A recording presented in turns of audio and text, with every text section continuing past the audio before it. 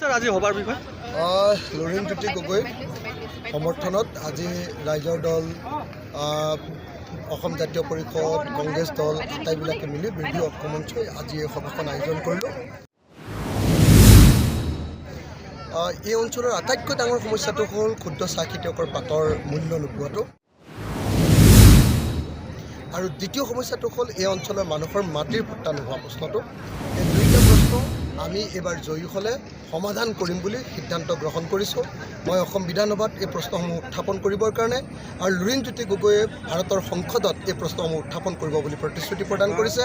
অসমৰ ক্ষুদ্ৰ চাহ খেতিয়কৰ পাতৰ প্ৰকৃত মূল্য প্ৰদান কৰিবৰ কাৰণে, চাহ শ্ৰমিকৰ প্ৰকৃত মজুৰি প্ৰদান কৰিবৰ কাৰণে আৰু 6 জনগোষ্ঠীৰ জনজাতিকৰণৰ প্ৰশ্নটো সবলভাৱে উত্থাপন কৰিবৰ কাৰণে আমি সিদ্ধান্ত কৰিলোঁ। স্যাৰ আপোনালোকক কিমান ভোটত জয়যুক্ত কৰিব? আমি লুৰিণজ্যোতি গগৈ ডেফিনেটলি 1.5 লাখতকৈ অধিক ভোটত জয়লাভ কৰিব বুলি আশা কৰিছোঁ।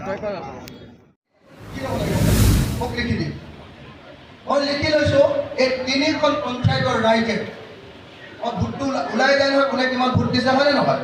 আৰু আপোনালোকে সঁচাকৈ লুৰিণক ভোট দিবনে নিদিয়ে? যদি দিয়ে সকলোৱে হাতখন ওপৰলৈ তোলক না, ভাল লাগে। 2খন হাত তোলক, 2খন। লুৰিণজ্যোতি গগৈ জিন্দাবাদ, লুৰিণজ্যোতি গগৈ জিন্দাবাদ, অসম জাতীয় পৰিষদ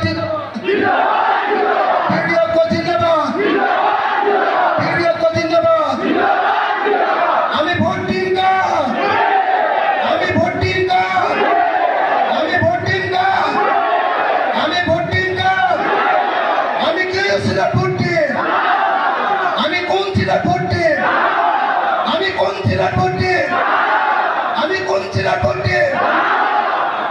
সঁচাকৈ কথা দিছে আপোনালোকে, আৰু ময়ো কথা দিছোঁ।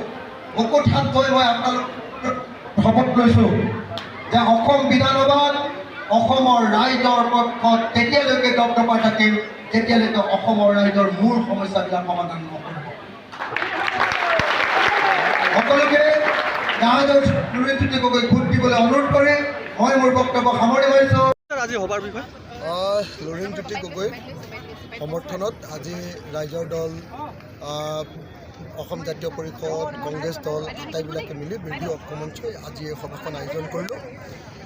এই অঞ্চলৰ আটাইতকৈ ডাঙৰ সমস্যাটো হ'ল ক্ষুদ্ৰ চাহ খেতিয়কৰ পাতৰ মূল্য নোপোৱাটো, আৰু দ্বিতীয় সমস্যাটো হ'ল এই অঞ্চলৰ মানুহৰ মাটিৰ ভত্তা নোহোৱা প্ৰশ্নটো। এই দুইটা প্ৰশ্ন আমি এইবাৰ জয়ী হ'লে সমাধান কৰিম বুলি সিদ্ধান্ত গ্ৰহণ কৰিছোঁ। মই অসম বিধানসভাত এই প্ৰশ্নসমূহ উত্থাপন কৰিবৰ কাৰণে আৰু লুৰিণজ্যোতি গগৈয়ে ভাৰতৰ সংসদত এই প্ৰশ্নসমূহ উত্থাপন কৰিব বুলি প্ৰতিশ্ৰুতি প্ৰদান কৰিছে। অসমৰ ক্ষুদ্ৰ চাহ খেতিয়কৰ পাতৰ প্ৰকৃত মূল্য প্ৰদান কৰিবৰ কাৰণে, চাহ শ্ৰমিকৰ প্ৰকৃত মজুৰি প্ৰদান কৰিবৰ কাৰণে আৰু 6 জনগোষ্ঠীৰ জনজাতিকৰণৰ প্ৰশ্নটো সবলভাৱে উত্থাপন কৰিবৰ কাৰণে আমি সিদ্ধান্ত কৰিলোঁ। স্যাৰ আপোনালোকক কিমান ভোটত জয়যুক্ত কৰিব? আমি লুৰিণজ্যোতি গগৈ ডেফিনেটলি 1.5 লাখতকৈ অধিক ভোটত জয়লাভ কৰিব বুলি আশা কৰিছোঁ।